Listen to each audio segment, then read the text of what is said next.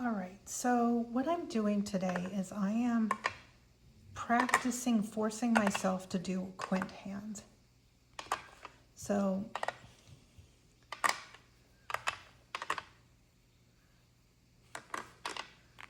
first I'm going to look at my tiles and see what I got.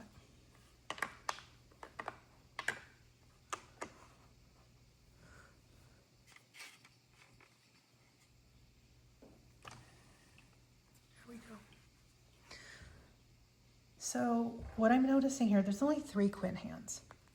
If you look on the card, there's the top one that is any like numbers. Then there's a consecutive.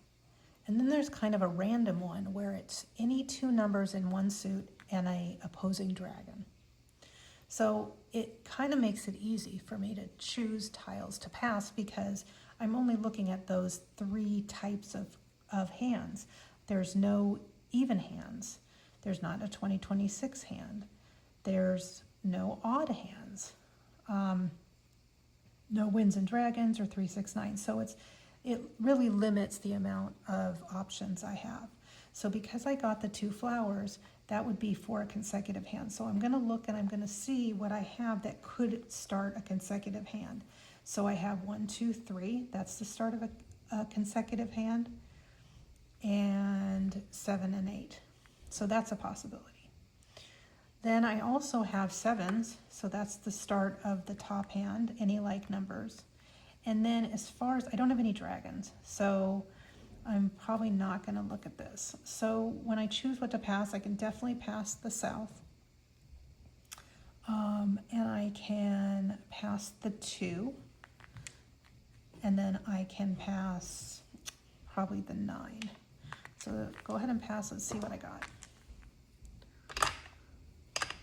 So I got another 7. Here's what I have.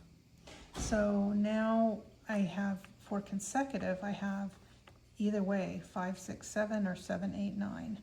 So I gonna pass the east. Again, I'm protecting these 3 because that would be the start of a consecutive hand. And then I'm going to pass those. Let's see what I got. So I got a 3 bam, so that's the start of that hand. So there I have 6 for the consecutive hand, and I have only 4 for the, well, actually that is the consecutive hand also. And I don't, so really this is the building of the, I'm gonna do the consecutive hands either way. So let's go ahead and go ahead and pass those because I still don't want to break up any of the other tiles in my hand right now.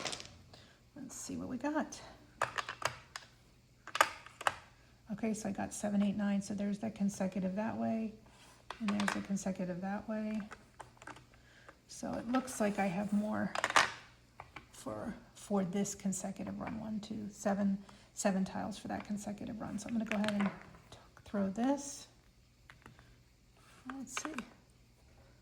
Actually, I'm equal, which means I've got to make a decision about which way I'm going to go now. So,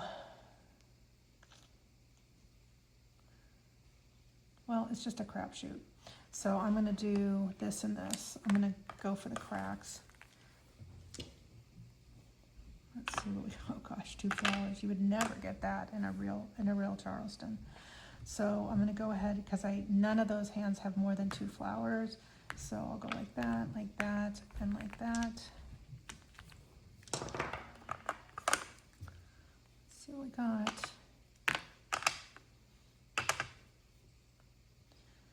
So again, I'm still staying with that. So I'm just trying to make my pass as random as I can.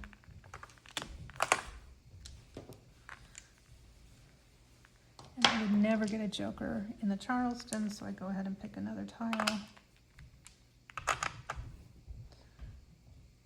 Still hanging on to that as the start of my hand. Go ahead and pass that. And then our final optional pass. So now I have 7 tiles for a quint hand.